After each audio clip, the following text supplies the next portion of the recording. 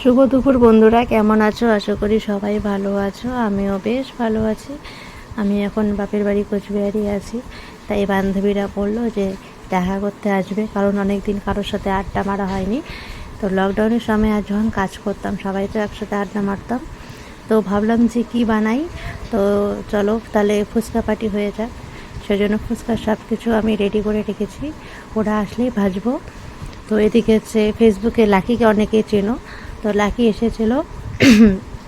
এদিকে ইন্দ্রাণী আর অর্পিতা, আর দুটো বান্ধবীর আসার কথা ছিল, ওরা এখনও আসতে পারেনি। যাই হোক, তো আমরা এই কজন মিলে আড্ডা মারলাম। তো জানোই, বিয়ে হয়েছে, বাচ্চার মা হয়েছি, আর যার যার সংসারে সবাই ব্যস্ত। তাও সবাই মিলে একটা একসাথে হলাম, আড্ডা মারলাম, এটাই অনেক খুব ভালো লাগছিলো।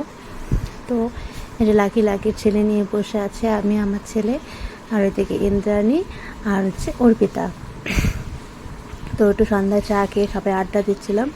এরপরে তো ফুচকা মা ভেজে দিল, আর বাদবাকি ফুচকার জল, আলু আমি সব বানিয়েছি। তো দেখো এখানে যে ফুচকার জল, আলু সব রেডি। এরপর আমরা এখন খাওয়া শুরু করব। তো এইদিকে হচ্ছে ইন্দ্রাণী তো বসে পড়েছে খেতে। তো সবাই মিলে খুব মজা করছিল, আর আগের দিনের কথা মনে পড়ছিল, কারণ লকডাউনের সময় আমরা এইভাবেই আড্ডা মারতাম, ফুচকা খেতাম। আর আমরা যখন বিশালে জব করতাম তখন এভাবেই আমরা সবাই একসাথে হতাম। যাই হোক, অনেকদিন পর সবাই এসেছে, খুব ভালো লাগছিলো। এদিকে আমার ওটা হাসাহাসি হচ্ছিলো। এইভাবে সব বান্ধবীদের সাথে একসাথে হতে ভালোই লাগে। এই দেখো, এই যে আমরা খাওয়া শুরু করছিলাম, আর খেয়ে তো যে যার বাড়ির মধ্যে চলে যাবে। আবার কবে দেখা হবে জানি না।